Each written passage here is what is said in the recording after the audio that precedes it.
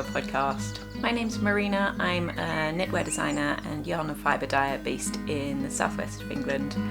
And today I've got a couple of knitting things, but also a variety of other yarn crafts. Spring is here and has brought with it just a lot of motivation to be getting on with the things that I find exciting. I feel so much more like actually doing things when there is more daylight. And I don't think I'm unique in that. I think winter is a great time to cozy down and take things a bit slowly. And now it suddenly feels like I have 400 things I want to do every day, but that is exciting rather than stressful. Because I'm allowing myself a bit of time at the moment to feel less pressured about projects, because last year I worked on a lot of designs. So at the moment I'm not actually working on any new designs, which feels refreshing, even though I know there are more things that I would like to design than I will ever have time for. But I'm getting back to some of my slower, more process intensive crafts, and that feels nourishing. So we're going to talk about some of them. First, I will talk about what I'm wearing, because it is the most obvious one. And if you've watched before, you will have seen this in progress a few times. This is my new opula. It's one of my own designs, and I've knitted it in my own hand-dyed Mendip 4-ply yarn. The colours are Sage and Night, both on the cloudy base, because the yarn comes in a cloudy grey base and a sunny white base. And I dye the same colours on each, which really affects how the colours appear. So the cloudy ones look more moody and heathered, and the sunny colours are brighter and clearer, and it's just the way that they show up on the different yarn bases, and it's really fun to use the natural colour of the wool like that. So I've used both cloudy colours here, and so I originally designed this to have an elbow length sleeve option and a long sleeve option. You can see this is the long sleeve one. I have actually added a bit of additional length to this from what's specified in the pattern, because I have unusually long arms. I am quite a lanky person, so I've put a bit more length on there just because it felt necessary. But I usually write my patterns to be a good sleeve length for average arm length people. So yeah, this is a size 2 in the pattern, and I really enjoy how it fits. There's a minimal amount of positive ease, so it's quite close fitted, and I really like the silhouette it gives. I have quite a few yoked jumpers with a bit more positive ease. This one just gives a slightly neater silhouette, which I really love, and it's got a fairly high neck on it, but then really skinny ribbing, and a neat little tubular cast on. And I love the way that sits. So that's it about this.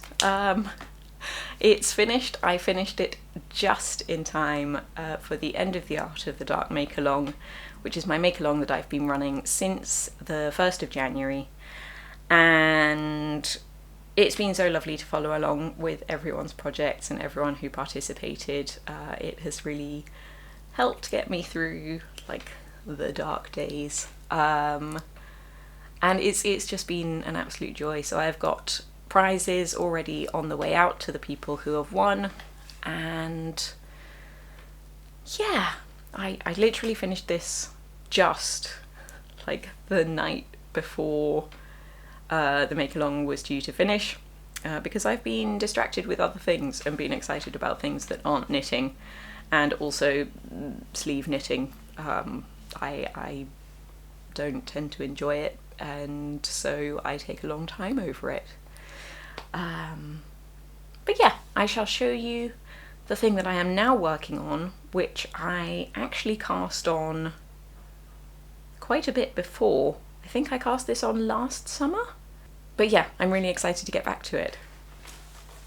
So this, as I try not to drop balls of yarn everywhere, and it's happened, I've dropped balls of yarn everywhere, never mind. It was always going to happen, because I really tried to put it down neatly so that it wouldn't do this, but it happens every time. This is a future Mistland cardigan. It is in hand-spun yarn. This is a whole kitchen sink blend of Angora, alpaca, blue-faced Leicester, Shetland Teeswater. There's a tiny bit of Swartless, which, can I find any bits? There are some tiny bits in there somewhere. There's a teeny bit. Yes, it's fibre I blended up myself. It's all undyed colours, and so it's got a lovely soft halo to it. It's a really sort of gentle, cloudy feeling yarn. And I just mentioned that I don't like knitting sleeves, but these ones are fun. So this one, the body is just a plain boxy v-neck, and then we've got nice, fairly simple lacy sleeves. If I remember correctly, the lace pattern is an 8-stitch repeat. Nope, lying, 16 stitch. That sounds about right. And it's reasonably intuitive. If you've done a bit of lace knitting, it's not a complex one. And I like how it's turning out. So the sleeves are just the same width all the way down, and then they decrease somewhat dramatically for the cuffs to create a sort of subtle balloon sleeve. I've done dramatic balloon sleeves in, for example, my Amber Apple cardigan, which has just ridiculous sleeves and it's wonderful. These ones are slightly less of a statement, and the idea with this one is that it's going to be a very, very wearable cardigan, but for like pretty things.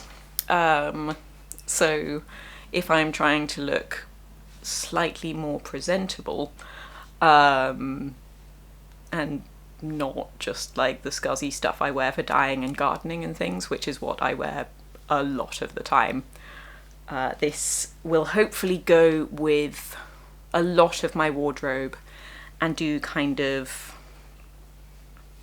relaxed, nice wear, because it's pretty unstructured, but it'll just be pretty, and I'll be able to style it in quite a lot of different ways, which will be really nice. And that's what I was hoping for, because a lot of my clothes have either a lot of colours in them or are quite busy, and I have to be careful putting together outfits that aren't a visual mess.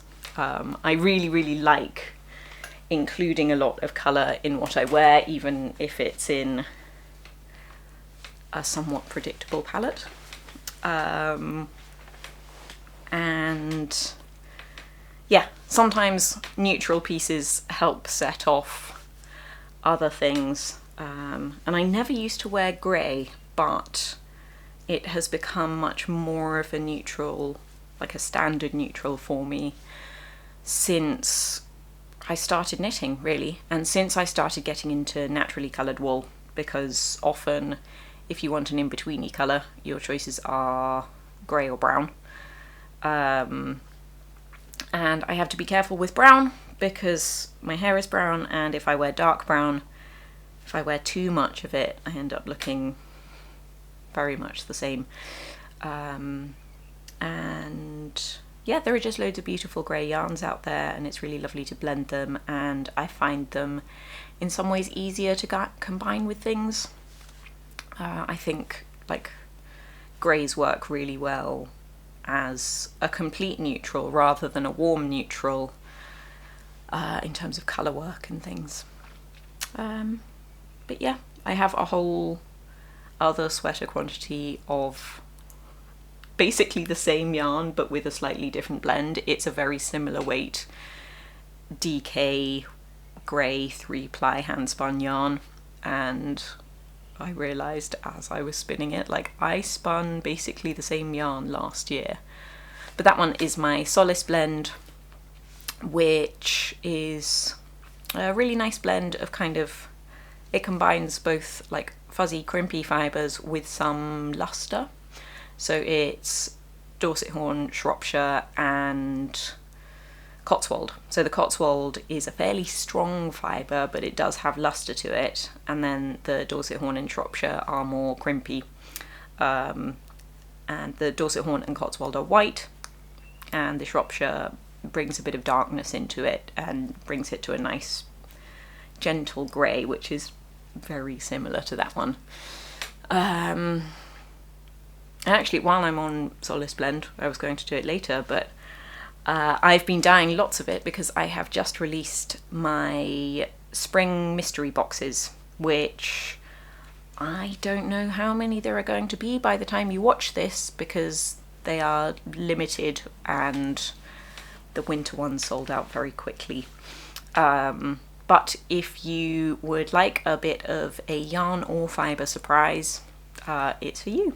There, I'll put a link to them below, and there is a yarn option, and you can use either 4-ply or DK weight.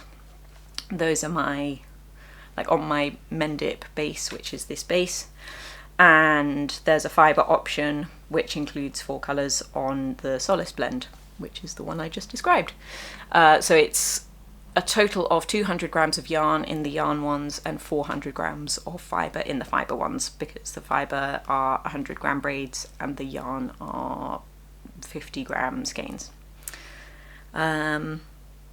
Yes, let's do that. Let's mix it up. Let's just talk about stuff I've got in the shop now. And then we'll get on to other Miss Crafts I've been doing.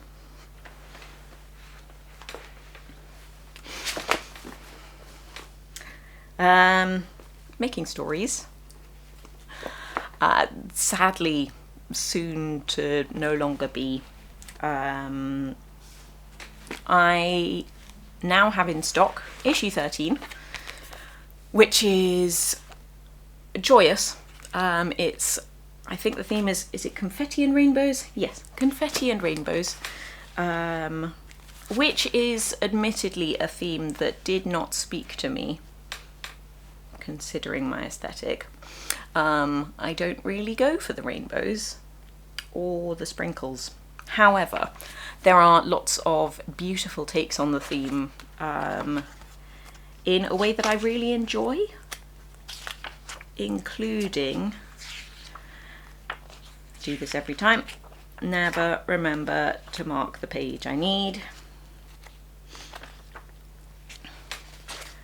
This one, I'll put some pictures on the screen as well so you can see better, has like embroidery on it that sort of look like starfish, which I think is really cool, and it's got a silhouette that has serious shoulder action going on. Like, I like a strong shoulder. And the one I am actually looking for, come on, here we go, Passant, which is actually designed in my Mendip 4-ply yarn, which is what I am wearing. It is a design by Eliza Hinks, and it's stranded colour work, quite a boxy shape. It's got a really fine checkerboard pattern on it, which is super fun, and then the hem and sleeves have a tiny fine little loopy fringe, which kind of, if you just described it to me, I would say no, that sounds awful, but on the actual garment it's beautiful. It's really lovely. And when Hannah-Lisa of Making Stories was over in the UK back in February, I was lucky enough to be able to wear the sample of it briefly while on my stand, and it's just super fun. It's a very nice, cozy, comfortable fit, and it's a beautiful design. So I have a couple of kits on my website should you want to make that jumper in my yarn. There is the original colour combination, which is a dark green and a sort of greeny yellow colour. And then there is a neutral version with just the natural white and the grey. And then if you want to put together your own colour combination, there is a discount code on the kits page where you can create your own kit and like just add the amount of yarn you need in whatever colours you feel like, and then if you use the discount code you'll get 5% off, which is the discount that applies for kits. So yeah, it's a super fun issue. If you go and look at my website, we've got all the patterns on there so you can have a look at them. And then very quickly I have restocked issues 11 and 12 because they sold out. They both have designs of mine in them. Issue 11 has Welana, which has big flary sleeves and swoopy cables, and then issue 12 has Hedgebind, which has some serious all over colour work on it. And because those magazines came out a while ago, those two patterns are also available individually. So if you want to get the magazine with lots of other beautiful patterns, then you can. And those two are currently, I've got them on sale because they are discontinued effectively, and so they're now going for £18 should you like to get a copy. Commercial interlude over. We can go back to crunchy making things. Now, what order to do things in? Let's go more complete to less complete. So yarn wise, I finally finished my marathon spin. This yarn took an incredibly long time to spin, and given the actual meterage on it once I measured it up, unsurprising, we have approximately 570 meters per 100 grams here, and it's 300 grams of yarn in total, so each skein is about 150 grams. It's a very fine yarn, which is what I was aiming for. I was aiming to spin as fine as I could without having to try really, really hard. I still wanted to be able to zone out with the spinning. And so apparently my spinning can go quite fine. So this is my skewer blend, which is the first kind of, well, I guess it's my signature blend. The first blend of British wool I created in collaboration with Wing and Woolwork, and they blended up for me. So this is Manx Lochtan, Cheviot, Teeswater, Jacobs, Dorset Horn. It doesn't help that I say them in a different order every time, otherwise I would just be able to rattle it off. Anyhow, so these, it's got, overall it's mostly green with some orange, and so this colour I called Highland because it was kind of like that idea of gorse and bracken and dead heather up in the Scottish Highlands. And so I spun it onto 4 small bobbins and then plied it all as a 2-ply onto one enormous bobbin. I'm amazed that I managed to fit it all on one bobbin. I was not expecting to. I could have fit more on there. I was somewhat surprised. I wasn't even squeezing it on. But I do tend to overfill my bobbins. It's a thing I do. So I've been working on this for like 6 months. So actually having it finished is a serious relief. One thing I have learned is I've got labels on here so I know how much weight and meterage there is on each skein. I spun all 4 bobbins of singles consecutively and then plied them all at once. This I chose to do on purpose because I thought that if I just spin singles continually and go from one bobbin of singles to the next, fill them all up and then ply them, I am much more likely to have a consistent yarn. This is true. My spinning was quite consistent, and the fact that, like, usually over the course of a project the yarn tends to get a bit thicker. That's usually how my spinning goes. And I didn't want it to be the case that the first couple of bobbins I spun up were thinner than the second couple of bobbins, or like sometimes I'll get thicker throughout the course of a bobbin. So I thought if I spin them all up and then ply them in a somewhat random order, I will have like beginnings and ends of bobbins intersecting, because I'm not going to have exactly the same amount on each bobbin. And also because my attention will be unbroken throughout the project, like I'm not stopping to then go and ply and then go back to it, and like I treadle differently when I'm plying to when I'm spinning. There was logic to it. However, if you leave singles to rest for 6 months and it's not a super high twist single, they lose a lot of twist. This sounds like something that is one of the things I struggle with as a concept is, you know, people talk about twist relaxing in spun singles on a bobbin, but where does it go? I don't understand it. I don't know how yarn can lose twist when it is sitting on a bobbin, and it's not like it's gradually spiraling out of the end.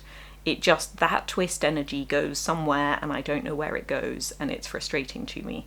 So the result of that was that these singles were quite weak when I came to ply them. And so there were places where it broke as I was plying it. The singles literally just pulled apart. That is annoying and stupid, because my intention with these is to weave with them, and having knots in yarn for weaving is much more of a problem than it is for knitting. So that's frustrating. However, the fact that I know that the yarn is weak makes me reluctant to use it as warp.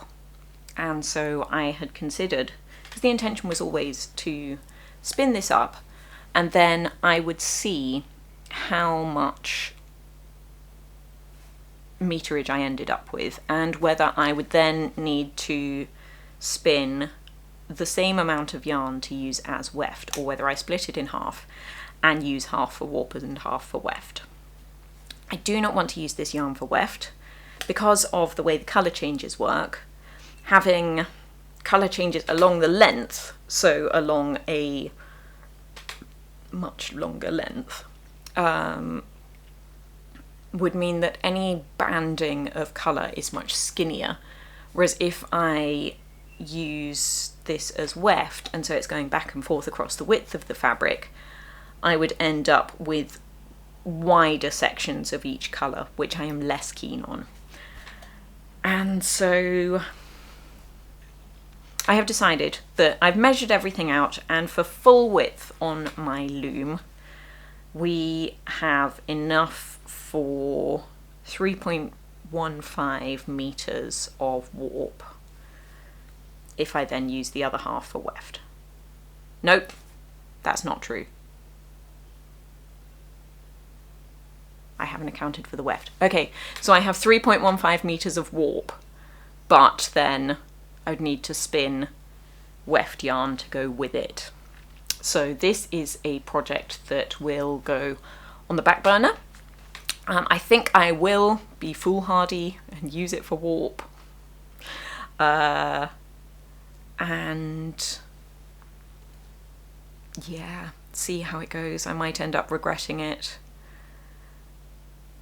But anyhow, so that is, the spinning project is done. It now leads to another spinning project. I could, of course, just use some commercial yarn as weft, but that, no. I don't like mixing things. Like, it's becoming more of a thing. I don't like mixing hand-spun yarn with non-hand-spun yarn. I don't like mixing plant dyes with synthetic dyes.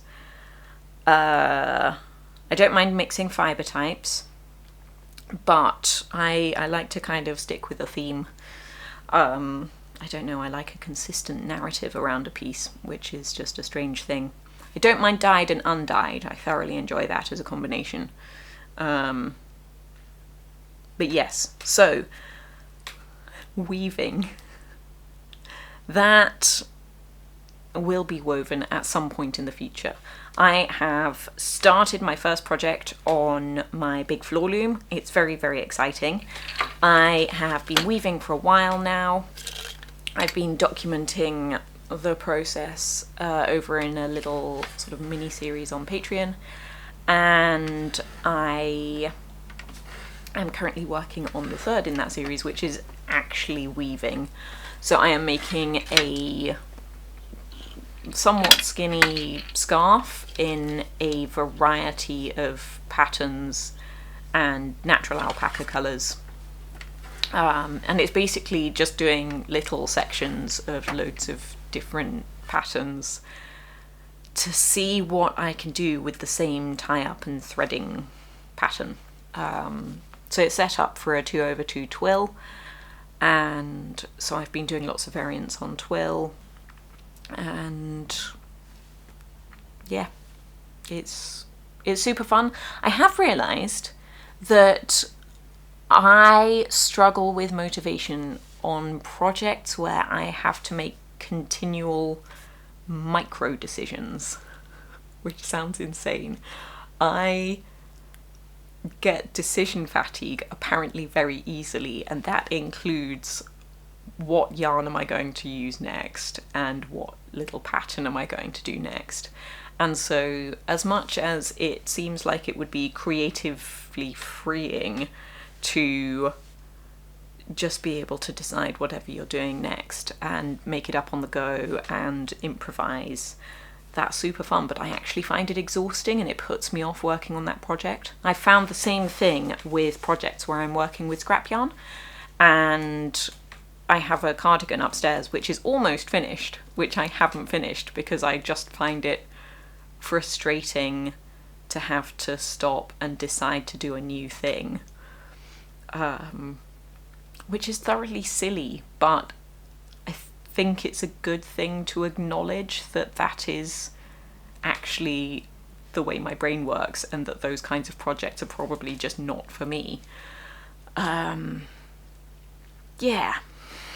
So I have been enjoying getting to know the loom. I have been making some tweaks to the way it's set up, and I'm just looking forward to making actual cloth. So that yarn that I've just showed you will become cloth eventually, but I'd like a few more trial runs before I start like trying to use my hand spun, because that's scary, and there are still lots of things I need to learn about the loom. I need to make sure that I've done a full width project on the loom before doing, well, little steps. I am glad I've done a narrow width scarf that isn't super long, just so that I can get used to things. And I think doing low stakes projects, even though I find it really boring and I want to get on to more interesting things, when you are using materials that have taken so long to create and are just inherently precious, I want to make sure that I get it right when it is time to use them. So on that note of materials that are precious,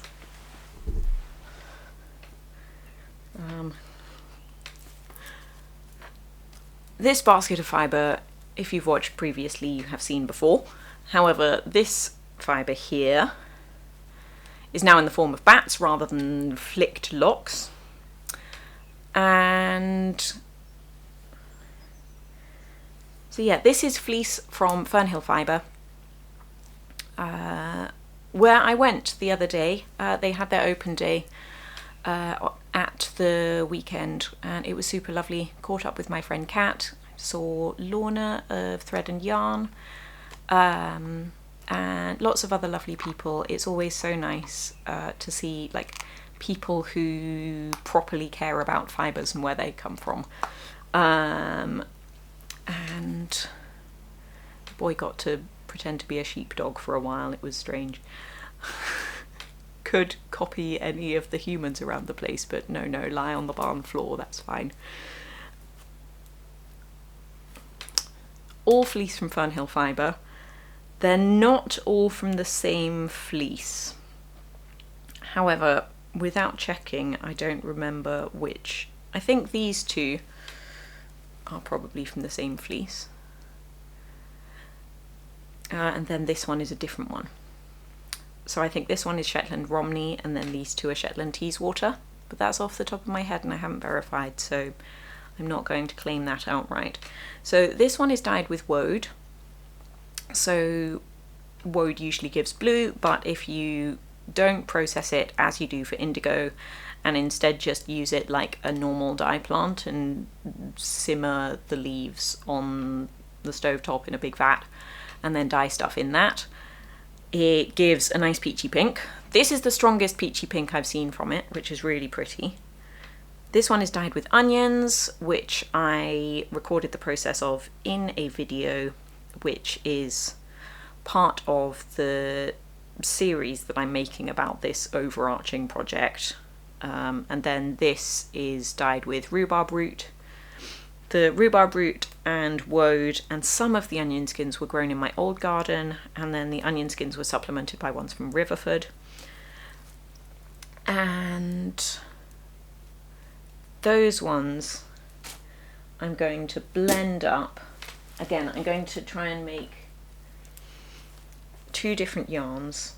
I've yet to weigh things out because I'm going to have to do some calculations. I get that there are lots of weaving calculations in my life at the moment, which is also difficult because I'm still getting used to my loom. But I need to work out how I can split these fibres roughly into 2 so that I can create 2 different but similar yarns that I can use for warp and weft. I want to use different yarns for warp and weft because that's fun. And I'm going to blend those wools with this flax, which I talked about in the last video. This is toe flax from Flaxland. Again, I got to see Flaxland at the weekend. Not the place, the people. Simon and Anne. They are lovely humans and really know their stuff. And excitingly, I bought some flax seeds, which I am hopefully going to sow very soon. I need to finish clearing a bed out in the back garden to sow them. It looks like I need to be a lot more methodical than I usually am with planting things. Often I operate off vibes in terms of how much seed I need per area, but this I need to weigh it out to make sure I'm getting the correct density of seed. It looks like you have to be quite particular about things in order for them to germinate at the correct rate, and also so the stalks of the flax grow to the same height. We'll see how that goes. That probably won't be a fun bit of gardening time with the child. I think I will do that on my own when I have time to like weigh out seed and think about things properly. But we have been doing lots of gardening and it's super fun, and it's really nice that there are flowers in the garden again. Oh, this is a nasty bit. That's not meant to be in there. Out you go. But yes, this basket is what I was working on the last podcast episode, and I've also done a separate video specifically on how I process flax tow, which is sort of the waste fibre from flax processing, into fibre that I am going to use for mixing with wool to then turn into yarn, to then turn into cloth, to then turn into some sort of clothing. But I like this kind of project because each stage is a project in itself, like the multi-stage crafting where processing the fibre is a project, and then spinning the yarn is a project, and then either knitting or weaving and then sewing is a project. And because I am not super methodical about things, as in I am quite methodical, but I don't, it's not like when I'm spinning, I'm not aiming for a specific twist angle, or I want to try and spin this many meters per 100 grams. It's, I will spin something that feels like this, and then at the end we'll see how much yarn I have, which is what keeps it fun for me. And I didn't weigh out what sort of yield I was getting from my flax fibre, or of the amount of fleece I dyed, how much of that ended up in the wastebasket that will go into a future woolen project, rather than this, which is going to be a sort of, not really, but kind of worsted project.